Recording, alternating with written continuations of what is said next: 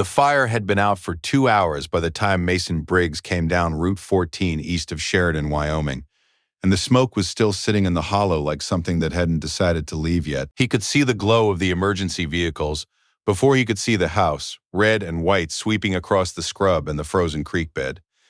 And in the passenger seat, Coda, a 6-year-old black Dutch shepherd with a scar along his left ear from a night in Helmand that Mason did not like to think about in any particular detail, had his paw on the dashboard. He never put his paw on the dashboard. Mason came around the bend and saw what was left. A single-story farmhouse gone to foundation and char on the north end, the south wall still standing, a fire crew doing what fire crews do after the fact. On the road shoulder, in a wool coat that smelled of smoke from 20 feet away, sat an elderly woman in a folding chair that one of the crew had brought out, and she was alone. Completely and specifically alone, the way a person is alone, when they have been left sitting somewhere and everyone around them is busy and no one is thought to wonder what comes next. What Mason and Coda found when they stopped that night, and what they uncovered about why that woman had been sitting in that chair with no one coming, would expose something the town of Sheridan had been doing without quite admitting it was doing it for longer than anyone wanted to name. If you're new to this channel, stay through this one and subscribe. This is exactly the kind of story this channel tells, and there are more coming. Mason had grown up 40 miles from that stretch of Route 14, in a town called Dayton that had a diner and a grain elevator and a rodeo ground that got used 3 weekends a year and sat quiet the rest of the time. He had joined the Marines at 20 because his options at 20 were the Marines, the oil patch, or staying in Dayton and working his uncle's fencing business. And the fencing business was honest work that he respected and had no intention of spending his life doing. He signed the papers in Sheridan on a Tuesday in September and left for boot camp 6 weeks later without a ceremony about it, because his family was not a ceremonious family, which was its own kind of preparation for what came next. 3 deployments, Okinawa first, then Kuwait, then Helmand, which was the one that mattered in the way that some deployments matter differently than others, without it being something you can easily explain to someone who wasn't there. He came back from Helmand with the knowledge that he was good at certain things under pressure, and the concurrent knowledge that pressure that didn't resolve cleanly, pressure that lingered, that had no clear end state, that accumulated in the space between sleeping and waking, was harder to manage than the acute kind. He was working on this. He had been working on it for 4 years. He expected to be working on it for some time still, and had made a separate peace with that expectation. He drove now. Freight and agricultural supply runs across Wyoming and into Montana and occasionally down into Colorado. Routes that put a lot of empty between him and the things that could become too much in enclosed spaces. He had a house outside Sheridan that was his, because he'd bought it at 28 with careful money and lived simply, and it was the correct size for one person and a dog. He did not fill it with things he didn't use. He fixed what needed fixing. He was content in the specific sense of a man who has learned what he needs and has arranged his life around those things, and does not require it to be more than that. Coda had been matched with him through a veteran placement program 3 years ago, a dog who had been withdrawn from active service after a handler injury and who carried in his own way what Mason recognized as a version of the same recalibration he was doing himself. Coda was not broken. He was reassembled in a slightly different configuration than the one he'd started with, which meant he was quieter than he might have been, and more deliberate in his attentions, and occasionally startled by sounds that came from the wrong direction. Mason did not treat this as a problem. He treated it as information. They understood each other in the way that 2 people who have been to similar places sometimes understand each other, without needing to compare notes, without requiring explanation, simply through the shared knowledge that certain things cost something and that the cost was real and that you went on anyway. On cold nights, Coda slept on Mason's bed with his back pressed against Mason's legs, and Mason slept better on those nights than on the nights he didn't, and that was the whole of what needed to be said about it. The woman in the folding chair on the shoulder of Route 14 was 84 years old, which Mason would not learn until later. What he could see from his truck, pulling to the shoulder behind the last fire vehicle, was that she was small and upright in the chair, not hunched, upright, with the particular carriage of a person who has maintained their posture through decades of choosing to, and that she was watching what remained of her house with the expression not of devastation, but of the thing that comes after devastation, which is a kind of exhausted comprehension. She had understood what had happened. She was sitting with it, Coda was out of the truck before Mason had fully stopped. He did not run to her. He walked to her with the deliberate pace he used when he had assessed a person and found something that required his specific attention. He sat in front of her. She looked down at him. She looked at him for a long moment. Then she put her hand on the top of his head and left it there. And Coda did not move. Mason came up beside them and crouched to her eye level. "Ma'am," he said, "is there someone coming for you?" She looked at him. Her eyes were gray and clear and did not perform anything. "There's no one to come," she said. He looked around at the fire crew. 6 men in gear, working the south wall, none of them looking at the woman in the chair. He looked back at her. "What's your name?" he said. "June," she said. "Where were you planning to sleep tonight, June?" She looked at the foundation. "I hadn't gotten that far," she said. He walked to the nearest crew member, a young man with the name Pollard on his jacket, and said, "That woman, has anyone called anyone for her?" Pollard looked over at her. He had the expression of a man who has been so focused on a specific task that an adjacent human situation has simply not entered his field of attention. "We called the county," he said. "They said they'd send someone from social services tomorrow morning." "Tomorrow morning," Mason said. "There's a weather advisory," Pollard said. "The shelter in Sheridan. Is she on the list for the shelter?" Mason walked back to June. He said, "My truck has heat, and I have a house with a spare room. I'm going to drive you there." He said it the way he'd learned to deliver information in places where people needed clarity more than they needed options. "We can figure out tomorrow in the morning." June Carver looked at him for a moment, at Coda, at Mason again. "I don't know you," she said. "No, ma'am," he said, "but Coda approves of you, and he's harder to impress than I am." Something moved across her face that was not quite a smile, but was in that direction. She said, "All right. Have you ever been in a situation where the official answer was tomorrow morning, but tomorrow morning was too late, where a stranger stepped in because the system had looked away? Tell me about it in the comments. And if you haven't subscribed yet, this is the kind of story this channel tells. Subscribe so you don't miss what comes next. June Carver had lived in Sheridan County for 61 years. She had come there at 23 as the wife of a man named Harold Carver, who had run a small engine repair shop on the south end of town for 34 years, and who had been, by all accounts of the people who remembered him, the kind of man the town had not recognized as a cornerstone until he wasn't there anymore. He had died 8 years ago. The shop had closed. June had stayed in the farmhouse on Route 14, which was paid for and which was hers, and which had the garden she had kept for 40 years along the south side, and the apple tree Harold had planted in the 3rd year of their marriage that was now old enough to have opinions about the weather. The apple tree was gone. The garden bed was buried under the fallen north wall. The house where Harold had built shelves in the bedroom and fixed the porch railing 4 times and sat at the kitchen table every morning of their marriage, reading the Sheridan Press, had been reduced in 3 hours to a south wall and a foundation and smoke. The fire marshal's preliminary report, which Mason would read the following week, listed the probable cause as an electrical fault in the wall of the north bedroom. The wiring, which was original to the 1960s construction and had not been updated, had been a known issue. Known to whom, Mason would find himself asking. The answer, which came in pieces over the following days, was uncomfortable. June had applied 3 times to the county's Home Repair Assistance Program, a program funded partly by state and partly by private grant, designed specifically for elderly homeowners in rural areas who could not afford critical repairs. The applications had been processed and reviewed and placed in a queue, and had not resulted in action, because the program's administrator, a man named Dennis Holt, who ran it out of the county development office, had prioritized a different subset of applicants, not randomly, with a consistency that once you looked at the data, had a shape. The shape was roughly this: properties that were large enough or located well enough to have development interest attracted faster processing times. Properties that were small, remote, and owned by elderly individuals on fixed incomes, with no family advocates, no political connections, no one to call and ask why things were moving slowly. Waited and fell further down the queue. And sometimes, in the worst cases, stopped being relevant to the queue at all, when the problem resolved itself in the way problems eventually resolve when nothing is done about them. June Carver's house on Route 14 had been in the queue for 4 years.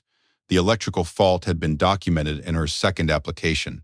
It had been documented again in her third. Someone had read it and approved it for priority review. And then the priority review had sat in a folder, and the folder had been set aside, and the winter had come. And the wiring had done what old wiring does, when it is pushed past what it can hold. Mason learned the broad shape of this the first morning, from June herself at his kitchen table, over coffee, with the careful plainness of a woman who had spent 4 years working through official channels, and had arrived at a place past frustration into a kind of weary clarity. She was not bitter, she was precise. She told him about the applications with the same tone she might have used to describe the mechanics of something that had failed, through poor design rather than active malice. She was not wrong, but she was not entirely right either, as Mason would find. Coda was under the table. He had been under the table since they sat down. His chin was on June's foot. She had not remarked on this. She had simply, at some point, stopped moving that foot. He asked if she had anyone to help her navigate what came next. She said she had a daughter in Phoenix, named Carol, who had called the night before when the fire department had notified her and had been distressed on the phone and had said she would see what she could do about coming up. He asked when she had last seen Carol. She thought about it. 2 Christmases ago, she said without accusation. She has a busy life. He asked if she had anyone in Sheridan. She thought about it longer this time. People know who I am, she said carefully. I don't know that I'd call any of them to say I needed something. A pause. I don't think they'd expect me to. That sentence stayed with Mason for the rest of the morning. He called a woman named Rita Solis that afternoon, a veteran advocate he'd worked with through the Sheridan County Veteran Services Office, who had a talent for knowing which threads to pull in a county bureaucracy and how hard to pull them. He told her what he knew. She listened without interrupting, asked 4 precise questions, and said she'd make some calls. Rita's calls led to a meeting the following Tuesday. The meeting was in the Sheridan County Development Office's conference room, which had a table that seated 8 and a window that looked out over a parking lot.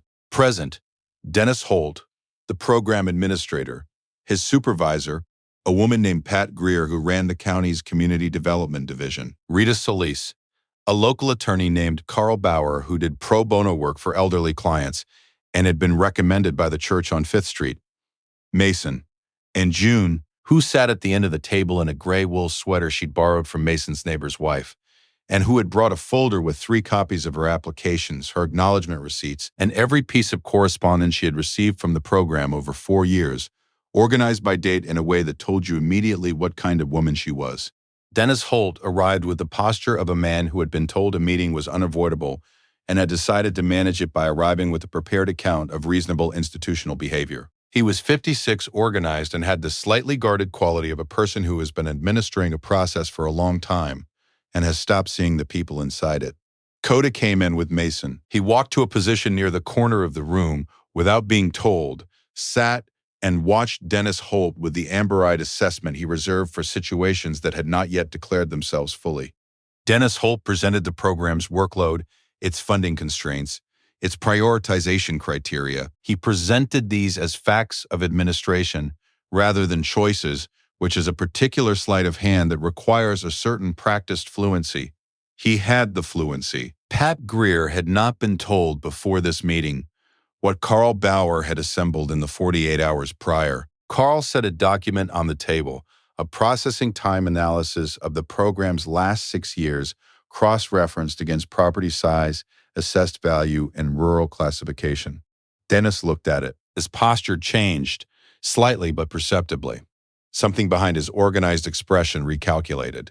June spoke. She had been quiet through the presentation and the document's arrival. She spoke in the voice of a woman who has spent 4 years being patient and has decided that patience has served its purpose.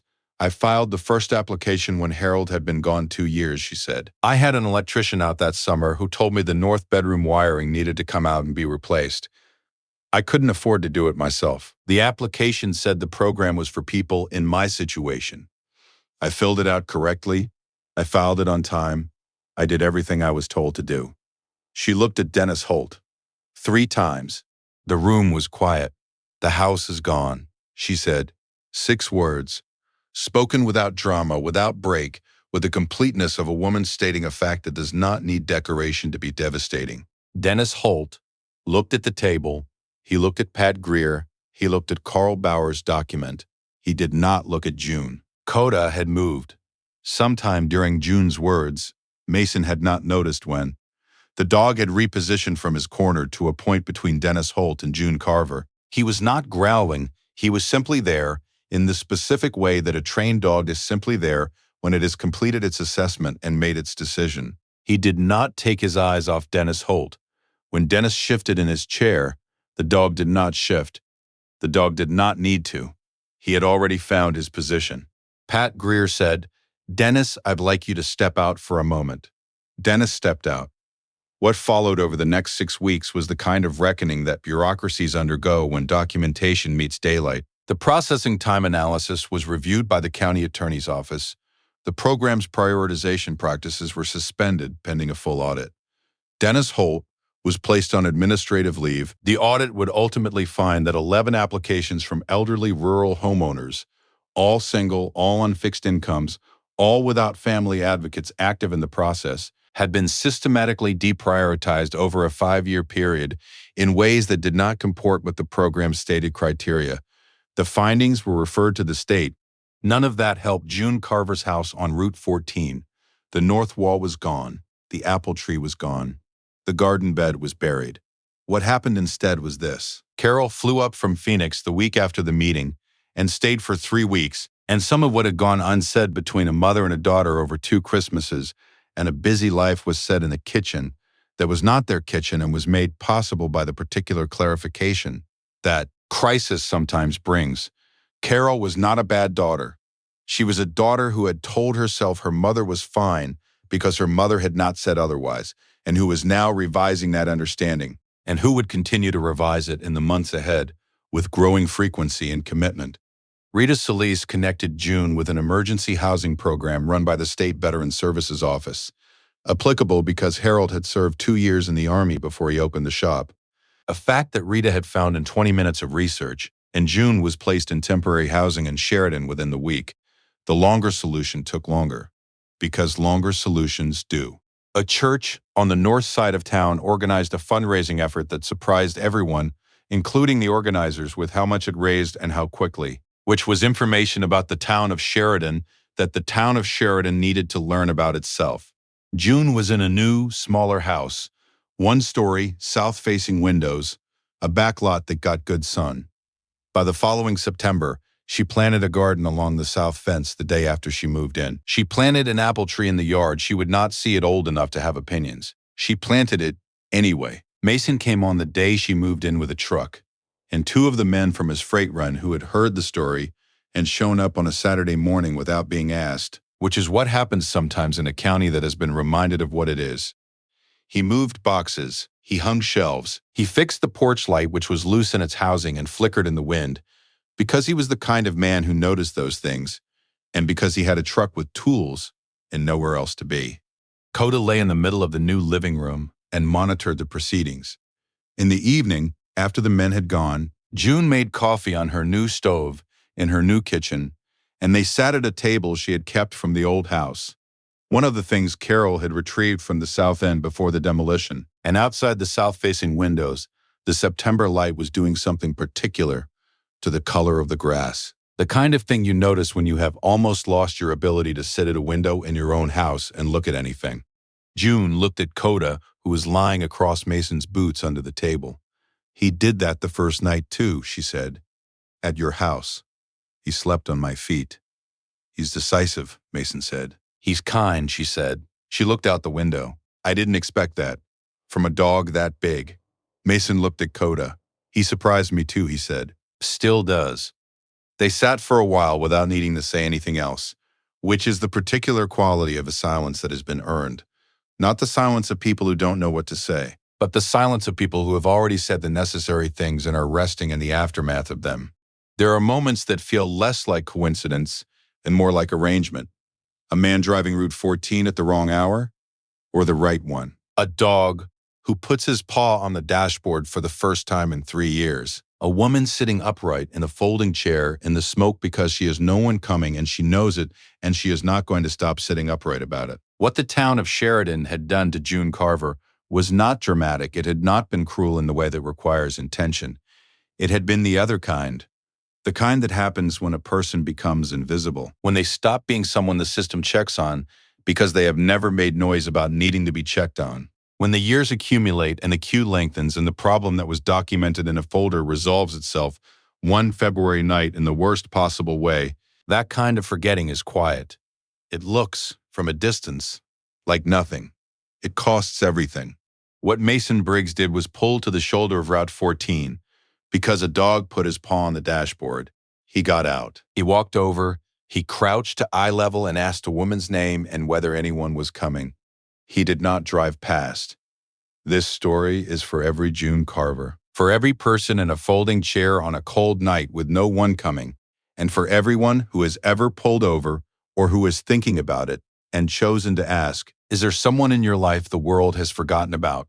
Someone who would never call to say they needed something, who is sitting quietly somewhere right now waiting for the person who doesn't know yet that they should come. Tell me about them in the comments. Let's fill this section with names the world should remember.